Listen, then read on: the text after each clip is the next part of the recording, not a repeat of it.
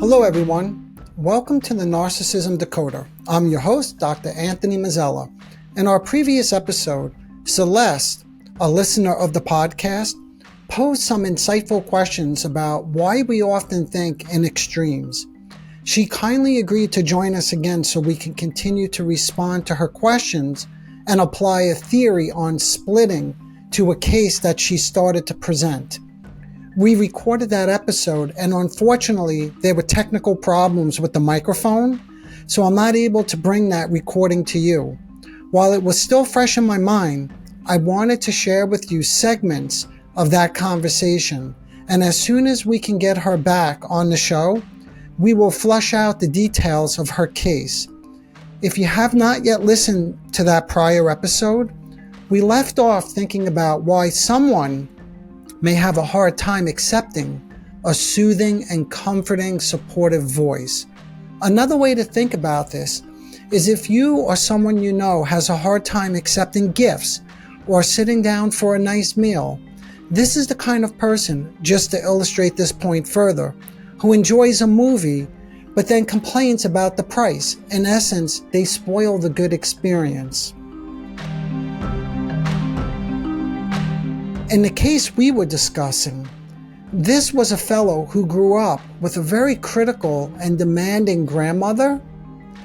His mother also lived in the home, and according to this fellow, she was more supportive and forgiving. She was supporting his artistic side, where his grandmother was critical of him pursuing what she felt would not be a lucrative career. The question was about why he was so critical and hard on himself, and why he could not identify with the comforting and encouraging voice of his mother. Here are a few different ways one conceptualized this. So if we said the problem is the inability to take in something of value, and the question is, why is that? Why is it that some people really struggle with this? There are different ways to understand it. And here are a few this is sort of what emerged in this interview with Celeste. Number one, if you allow someone or something to sort of seep in and leave you with a good feeling, what happens is you assign some degree of importance to them.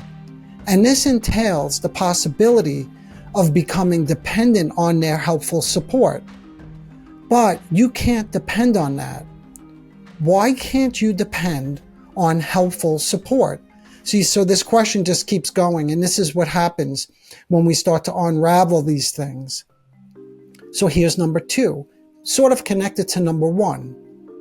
If you think about the structure of the narcissist, self-idealization plays a central role in all of their thinking.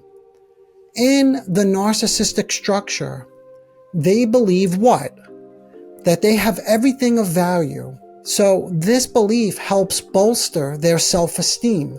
Anything of value that comes in other words, that's not coming from them, threatens their self-esteem, right? Because they rely on what? Self-idealization, right? Everything of value has to be coming from them and not from outside. So if it comes from outside, guess what has to happen? It must be disregarded. It must be ignored. And why do they need to do that?